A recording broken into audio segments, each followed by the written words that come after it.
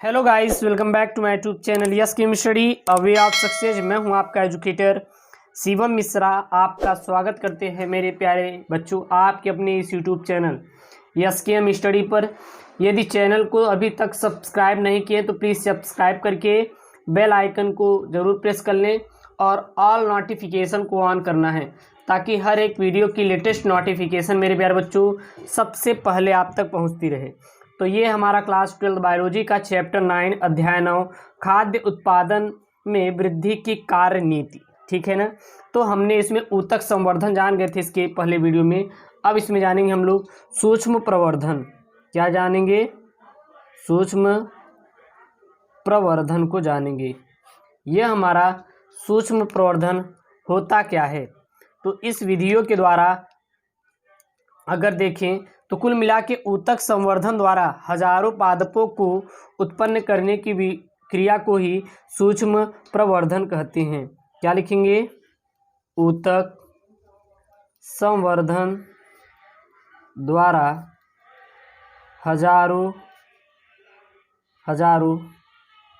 पादपों को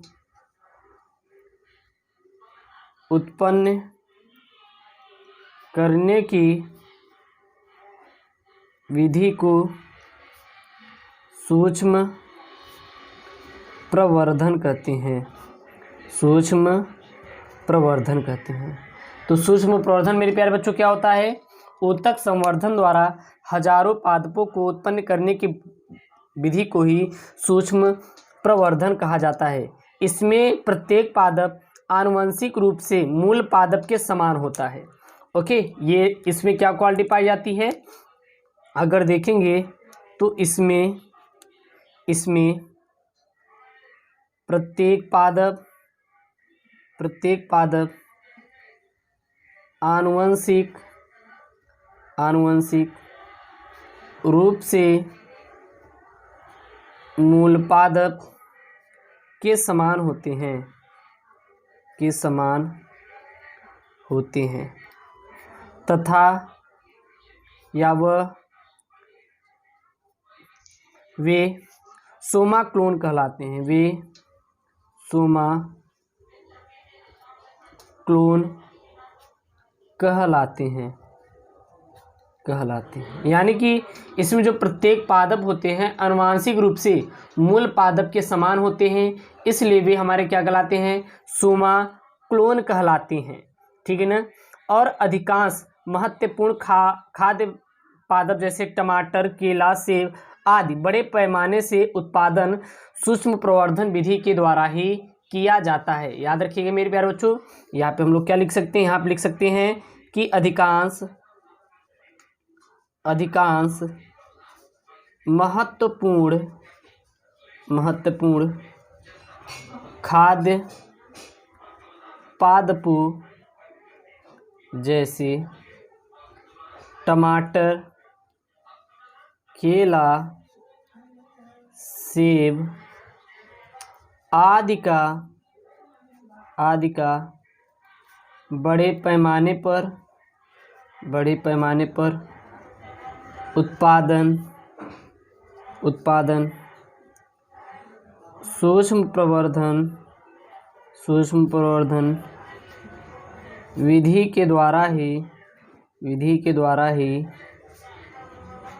किया जाता है। ओके, इतना आप लोग याद रखिएगा। प्रसिद्ध वैज्ञानिक थे एक स्टीवर्ड ने गाजर की जड़ की फ्लोएम कोशिकाओं के 2-2 मिली ग्राम टुकड़े को नारियल पानी युक्त द्रव माध्यम में रखा और इन कोशिकाओं में विभाजन के कारण कैलस का निर्माण हुआ और कुछ समय पश्चात स्टीवर्ड ने माध्यम में तैरते हुए ऊतकों को देखा जिसको उन्होंने भ्रूणाभ का नाम दिया। और जब भ्रूणाभ पोषक संवर्धन माध्यम पर उगाया गया तो वे सामान्य पौधे के रूप में विकसित हो गए। ठीक है ना।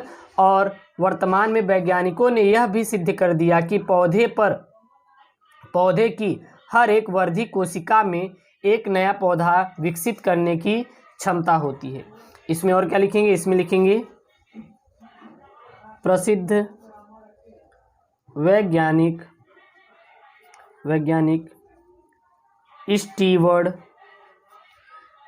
स्टीवर्ड ने गाजर की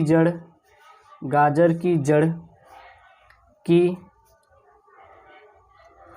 फ्लोएम कोशिकाओं के दो या फिर 22 ले लीजिए, 22 ही होगा, 22 मिलीग्राम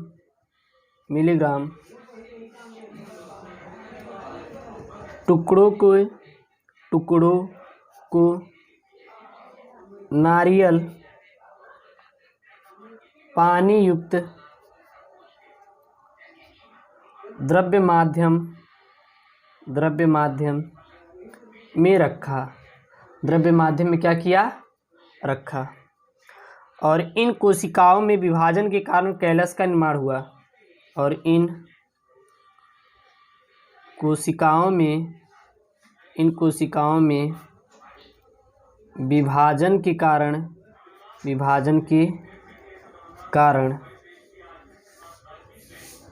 कैलस का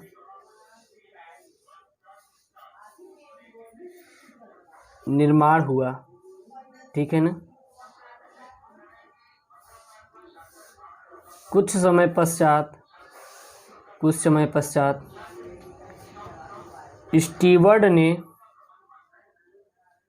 स्टीवर्ड ने माध्यम में तैरते हुए ऊतकों को देखा, माध्यम में तैरते हुए ऊतकों को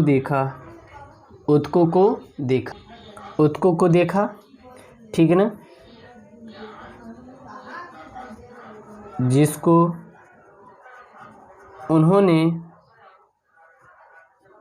भ्रूणाभ का नाम दिया।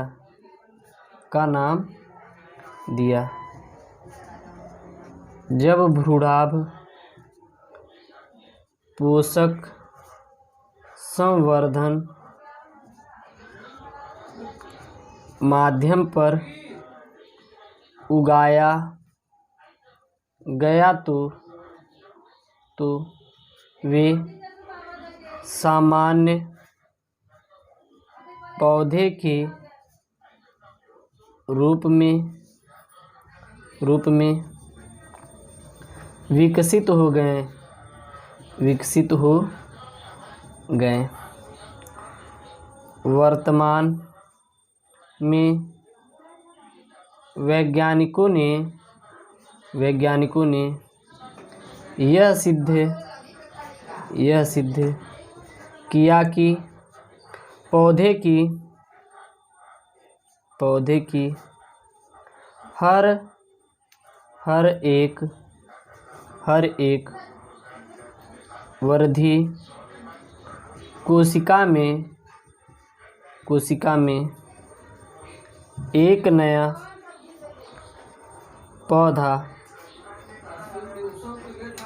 विकसित करने की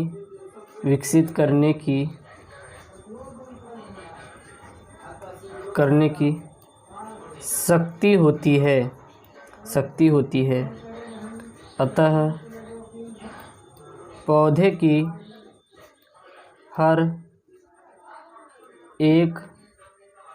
हर एक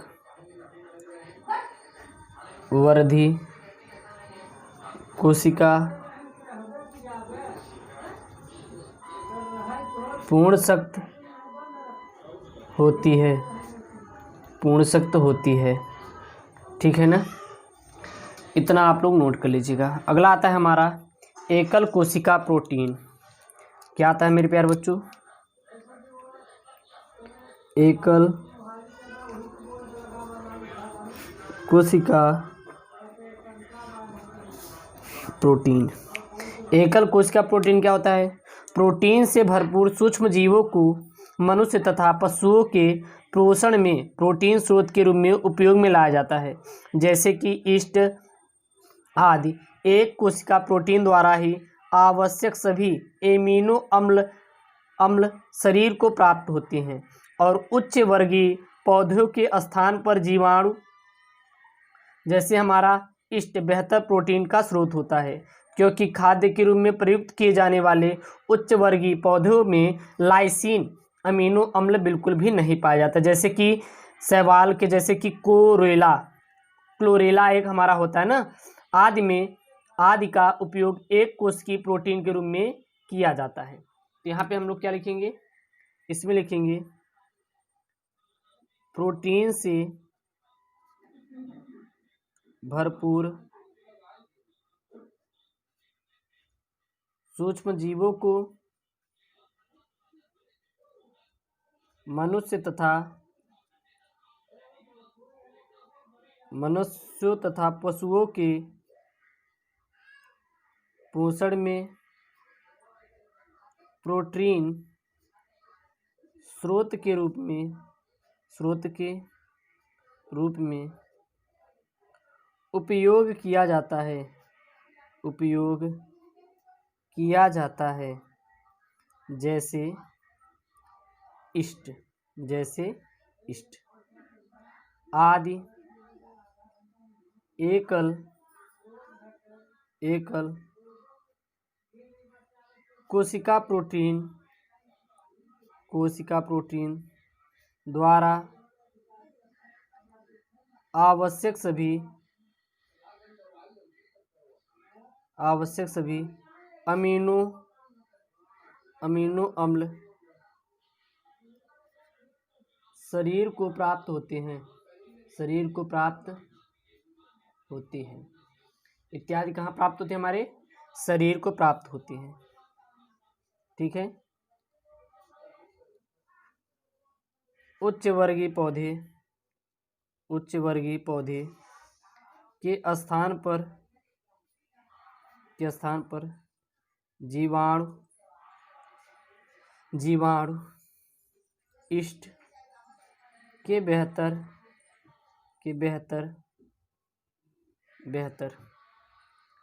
प्रोटीन स्रोत होते हैं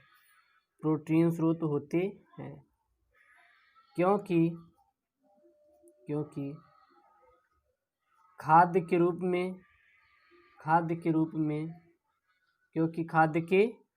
में प्रयुक्त किए जाने वाले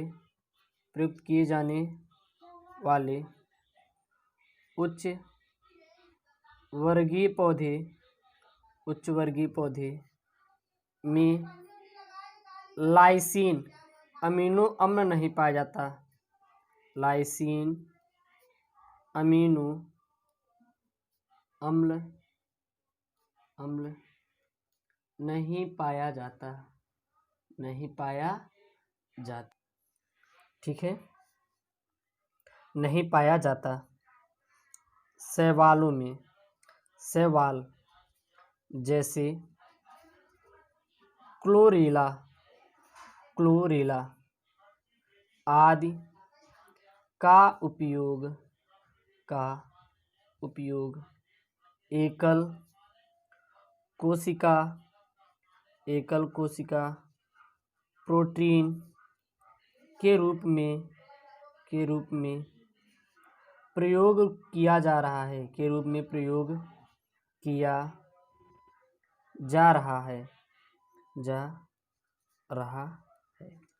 ओके, इतना याद रखिएगा मेरे प्यारे बच्चों, जो कि आपके लिए इम्पोर्टेंट है। अब हमारा आता है जैव प्रबलीकरण। हेडिंग क्या आती है, वो आती है हमारी जैव प्रबलीकरण।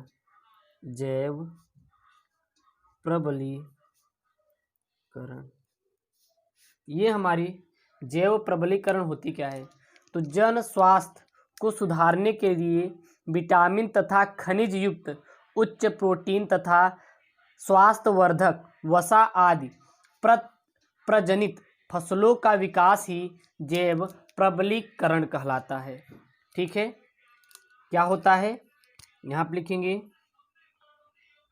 जन स्वास्थ्य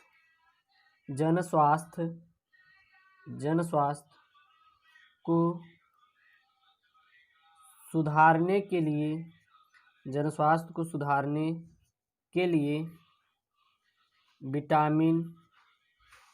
विटामिन तथा खनिज युक्त उच्च प्रोटीन खनिज युक्त उच्च प्रोटीन तथा स्वास्थ्यवर्धक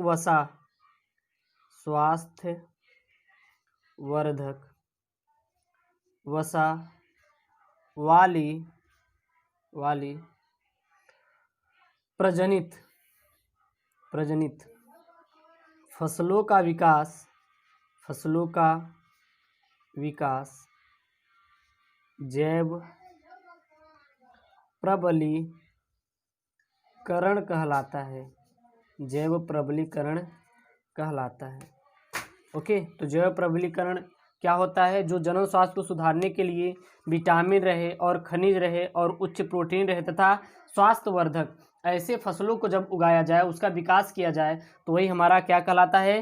प्रबलीकरण कहलाता है। जैसे कि जो कृषि वैज्ञानिकों ने मक्का की नई किस्में कृषि अनुसंधान, या फिर कह सकते हैं कृषि वैज्ञानिकों ने मक्का की नई किस्मों को विकसित किया है, जिसमें हमारा अमीनो अम्ल, लाइसिन तथा ट्रिप्टोफान की मात्रा अधिक होती है, जो कि शक्ति रत्न, प्रोटीन इत्यादि की किस्में हैं, इसी के अंतर्गत आती हैं।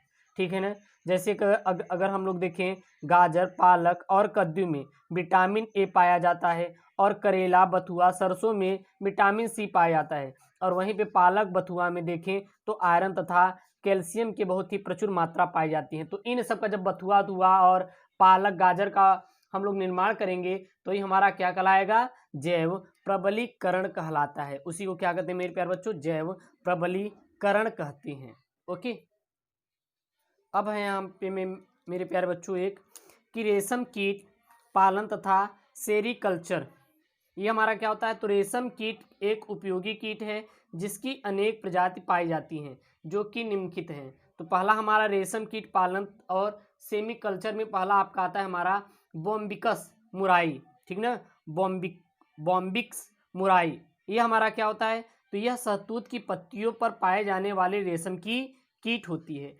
इसकी मादा शहतूत की पत्तियों पर लगभग 300 से 400 अंडों का अंडारोपण कर देती है, और प्रत्येक अंडे लगभग 10 दिन में एक नन्हा कैटरपिलर लार्वा निकलता है, जो कि 30 से 40 दिन में सक्रिय वृद्धि के फलस्वरूप लार्वा पहले लंबा होता है और फिर सुस्त होकर गोल हो जाता है, और अब यह चारों ओर अपनी एक जोड़ी लार ग्रंथियां द्वारा स्रावित पदार्थ से एक लंबे धागे का खोल बना लेता है, जिसे कोया या कूकन कहते हैं, और हवा के संपर्क में यही धागा सूखकर रेशमी धागा बन जाता है, और यह एक कैटरपिलर 3 से 4 दिन में लगभग 1000 से 1200 मीटर लंबा धागा बनाता है।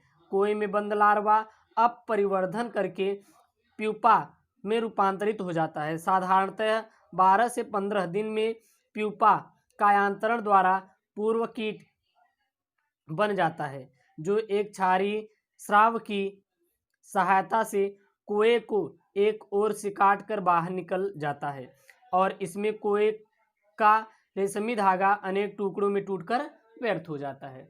कूकन से रेशम प्राप्त करने की विधि, यानी कूकन से रेशम को हम लोग कैसे प्राप्त करेंगे? तो रेशम प्राप्त करने के लिए कीट के बाहर निकलने से पहले ही कूकन को खौलते पानी में डालकर पूर्व कीट को भीतर ही भीतर मार देते हैं, और इसे स्टीफलिंग या फिर स्टीफलिंग कहा जाता है। ठीक ना? स्टीफलिंग कहा जाता है। उबालने के पश्चात कूकन के धागे ढीले पड़ जाते हैं। अब धागे को उधेड़ा जाता है और पूरा कूकन एक ही धागे से बना होता है।